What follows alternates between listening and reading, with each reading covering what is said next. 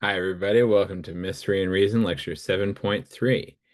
So, in this lecture, we'll finish up our discussion of diagnostic arguments. And last time we started talking about different kinds of support, different kinds of premises in diagnostic arguments. We first distinguished between trace data, which are premises that the conclusion is supposed to explain, and explanatory resources, which are premises that the author is using to make their conclusion a better explanation of the trace data. We then distinguish between local and general explanatory resources, and that was simply using our distinction between specific support and general support from earlier. And we'll start by reviewing that, and then we'll distinguish between two types of trace data. All right. So let's do another example. It'll be the coyote carcasses example, which we used a little while ago. So the schema for that looked like this. Skinned animal carcasses have been turning up in the Lakewood area. The stomach of one contained the remains of a small mammal or bird, and this is typical coyote food. Therefore, someone is skinning coyotes for their pelts, is the conclusion. Okay. I found a coyote chasing a bird, I guess. So let's formulate the implicit question here, and let's make sure that it's a diagnostic question. I think last time we did this argument, it wasn't a why question. It was what kinds of animals are these pelts from, or something like that. And the answer was coyotes instead of dogs, or something else, right? Okay. So the why question would be like, so what are we wondering? What are we trying to explain here? Well, it's like we're trying to explain why we're finding all these skinned animal carcasses, right? So why are these skinned carcasses turning up? It's something that's been going on for a little while, I guess. There's been multiple of them. We want to know what's going on here. What's the cause of this? What's the explanation for this? Why are these turning up? Okay. And then now we will do our new thing, which is classify the premises. And right now we've got three possibilities: trace data, local explanatory resources, and general explanatory resources. So give it a try. If you watch the last lecture, hopefully you're watching them in order. You should be able to do this. It's somewhat similar to the wilting plants example that we did last. So give it a try. And when you've done that, hopefully you figured out that S1 is trace data. The conclusion, someone is skinning coyotes for their pelts, explains why the carcasses are turning up. It's the cause of the carcasses being found, that somebody has left them there after taking the pelt, right? So that's trace data. That's something we're trying to explain. Okay. What about S2? Are we trying to explain why the stomach of one of these dead animals contained some other dead animals? No, we're not trying to explain that. We're not trying to find the cause of that. We know the cause of that. It's that this animal ate that one. There's nothing to explain there, right? We're using that as a resource to help explain S1. Okay. And it's local. It's information about this case, the stomach of one of these animals that we found here locally, right? Not a general fact about anything, just a specific piece of evidence we found, local or specific, right? So it's an LER. It's information about this specific case, which helps as a resource the conclusion explain the trace data. Okay. And finally, what's S3?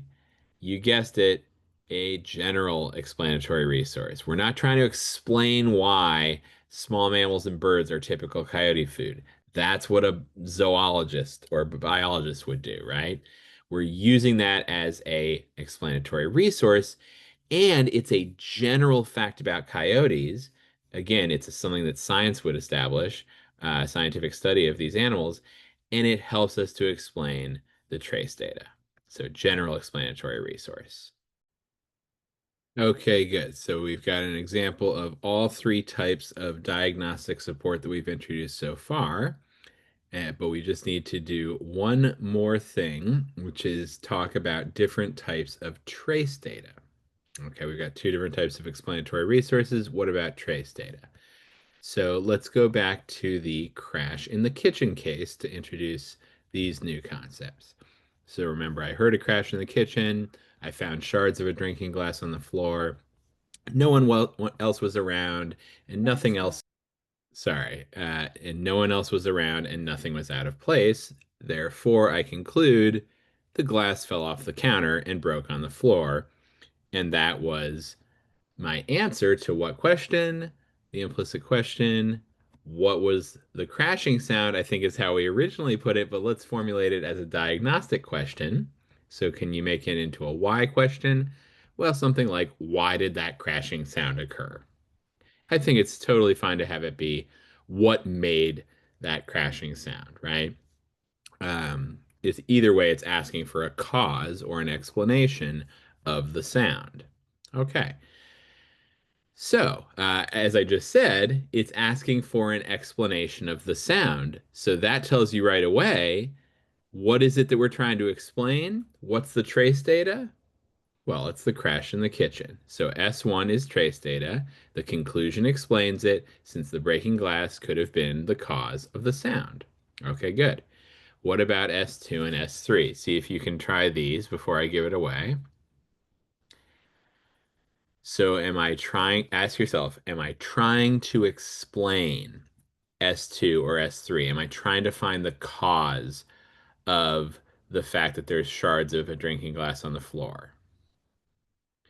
Well, in a way, I am, right? I'm trying to come up with the cause of the crash, and that if that's the glass that f fell off the counter, well, the shards of the glass are also caused by the glass falling off the counter. So S2 is also trace data in this case. The conclusion also explains it, since the shards are clearly an effect of the glass falling and breaking. Okay. It's not but notice it's different from S1, and we're going to say how it's different as soon as we draw this distinction in the title of this slide. Because S1, again, that's what triggers the implicit question, right? I hear the crash, and my first thought is, what was that? What made that sound, right? I don't yet know about the shards of a drinking glass. When I see those, I'm not asking like where did those come from, although maybe in some implicit way I am quickly reasoning like, well, where did those come from? Oh, they must have come from a glass that I know that I had, and those are clearly pieces of it. And yeah, maybe it fell off the counter that's right here, right? So yeah, either way, this is a trace, it's an effect that I'm going to be explaining when I give my conclusion. It's not the main thing that I was trying to explain, but it's something else that I will be explaining with my conclusion. Okay, good. But we'll see more precisely what the difference is between those in just a minute. But let's talk about S3. Am I trying to explain why no one else was around and nothing was out of place? No, I'm not trying to explain that, right? The cause of no one else being around, who knows what that would be, right? Um, but it's not what the glass falling off the counter is certainly not a cause of S3. Okay, so that's an explanatory resource, and it's a local explanatory resource. It's information about this case that helps C1 to explain the trace data. Okay, good. Now, what's the difference between S1 and S2? This is a little bit more subtle, all right? And in order to see what the difference is, we've got to bring the rivals into the picture. So the difference between the two types of trace data is going to relate to what the rivals are. Okay. So why did that crashing sound occur? Well, maybe it was the glass that fell off and broke. Maybe a window broke. Maybe it was a sound effect on a TV show. Okay, let's say that those are our rivals. Now let's ask, do these rivals also explain the trace data? That's the question we ask, because so far we've just been asking, does the author's conclusion explain the trace data? But what about the other possible conclusions? Well, let's ask. And again, if explain is hard to understand, you can always replace it with cause, right? Do these rivals cause the trace data? Could they, right? Could a window breaking cause a crashing sound? Well, yeah, right? So of course, C2 would explain S1. Could a sound effect on a TV show cause a crashing sound? Or could it be, could the fact that a TV is on cause me to hear a crashing sound? Yeah, of course, right? So C2 and C3 are also trying to explain S1. And that makes sense because S1 is the trace data that raises the implicit question, and these are different possible answers to that question. So, of course, they're trying to explain S1. So, they definitely explain S1. Indeed, any answer to the IQ, any rival we come up with that would be remotely plausible, any serious rival will have to explain S1 since the IQ is simply asking for an explanation of the crash described in S1. Okay. And so for this reason, as I've already hinted at, we will say S1 is called central trace data, CTD. It is trace data that any rival needs to explain or needs to try to explain in order to count as a serious rival at all. Okay. And usually the central trace data will be that premise that triggers the implicit question in the first place, and which I've been talking about for a while now, and now we have a name for it. This type of premise is called central trace data. All the rivals need to try to explain it. Okay. On the other hand, let's look at S2. So same rivals here. Is S2 also central trace data? Do all the rivals try to explain it? A window broke. Does that explain a broken glass on the floor? Well, not necessarily, right? Because maybe the window, broke outwards and the glass from it is somewhere else, or maybe it's on the counter and not on the floor. And maybe the shards of the glass on the floor are clearly from a cup and not a flat pane of glass, right? So the window broke. This rival tries to explain S1, but it doesn't try to explain S2 necessarily, right? Does a sound effect on a TV show try to explain S2? Well, not at all, right? A sound effect on a TV show is not going to explain any physical things that are in my house. Just the sound. That's a physical phenomena, I guess, but it's not going to, the sound effect on a TV show is not going to explain glass on the floor. It's not even trying to do that, right? But this rival is trying to explain S1 because again, all the rivals are trying to explain S1. But what we're seeing now is that not all the rivals are trying to explain S2, even though S2 is trace data. So here's what I'll say. Here's what I just said. C3, the sound effect on a TV show, clearly does not explain the broken glass on the floor. Nonetheless, C3 can still count as a serious rival since since it could explain the central trace data, the crashing sound could have been from the TV show, right? And the glass on the floor could have been broken earlier in the day, right? So the broken glass on the floor isn't necessarily connected to the crashing sound, right? It could have broken earlier in the day, and the crashing sound that just occurred could have come from the TV. Okay. So here's the term we're going to use for S2. And I didn't mention, okay. S2 is going to be called peripheral trace data. Periphery, of course, means stuff that's not in the center. The center of your field of vision is one thing, and then your peripheral vision is what's around that, right? So peripheral trace data is Larry's term for this, PTD.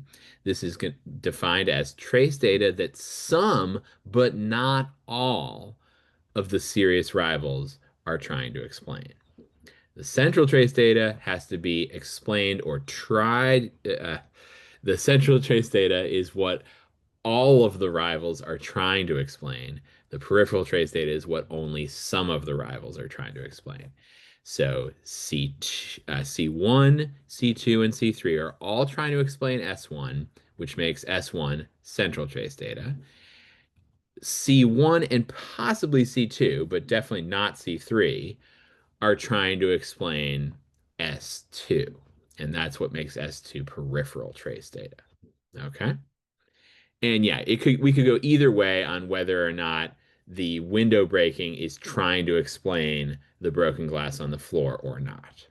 Either way, the TV show is not trying to explain that, so that's what makes S2 peripheral rather than central trace data. Okay? So let me try to diagram this for you. In order to help understand the difference between central trace data and peripheral trace data, we could create a circle on a Venn diagram for each of the rivals. And inside of the circle would be the things, the trace data that that rival is trying to explain. And the central trace data is going to be in the overlap of all the circles, right? All three rivals in this situation are trying to explain the stuff that is in the intersection of their circles. So that's where the central trace data is. And then anything in a different part of the diagram, so stuff here, only C1 is trying to explain this trace data, so that's peripheral. Only C2 is trying to explain this. Only C3 is trying to explain this. Sorry. Both C1 and C2 are trying to explain this trace data, but not C3. It's outside of the C3 circle, so that still counts as peripheral, and same for the other sections. Okay, so the central trace data is in the center of the diagram, in the overlap of all three circles, because every rival is trying to explain it. Any trace data in the periphery of the diagram, whether it's in just one of the circles or maybe it's in two of them, but as long as it's not in all of them, that would be peripheral trace data. Okay, since only one or two rivals, but not all three, are trying to explain it. So this diagram should help you with the words central and peripheral and give a nice visual for that, where the central trace data is literally in the center of the diagram and the peripheral trace data is on the periphery. Okay. So let's just summarize everything now. We probably should do another example of CTD versus PTD. But for right now, I'll just summarize the four different types of diagnostic support we've got, and then we'll leave it at that for this lecture. So we've got four kinds of support in diagnostic arguments. First of all, we have the big category of trace data, which is premises that at least one rival is trying to explain. And if all the rivals are trying to explain that premise, it becomes, we call it central trace data. If not all of them, but at least one of them are trying to explain it, it's peripheral trace data. And then the other big category is explanatory resources. This, this is a premise that helps at least one rival explain the trace data. A local explanatory resource is an explanatory resource which is a fact about this specific case, and a general explanatory resource is an ER which is about a general kind of case that this is one example of. And for some reason, the colors that I used reminded me of houses at Hogwarts. So there you have it. Okay, maybe that helps, maybe it doesn't. But these are the four types of diagnostic support. So I will ask you after you have, done all the other skills from chapter 4 of schematizing an argument, stating the implicit question, listing rivals, ranking rivals, talking about the relevance of support, talking about how things change as an investigation goes on, how the ranking might change, talking about the difference between general and specific support, distinguishing between those, and distinguishing between tractable and intractable investigation. So those are 8 skills that were from chapter 4, and now in chapter 5 we've got describing what makes an argument diagnostic. And so go back to the first slide of 7.2 for a good summary of that. And finally, classifying diagnostic support into these 4 categories. Okay, so those are all the things you should be able to do for argument analysis. All right, we will leave it at that. See you next time. Bye bye.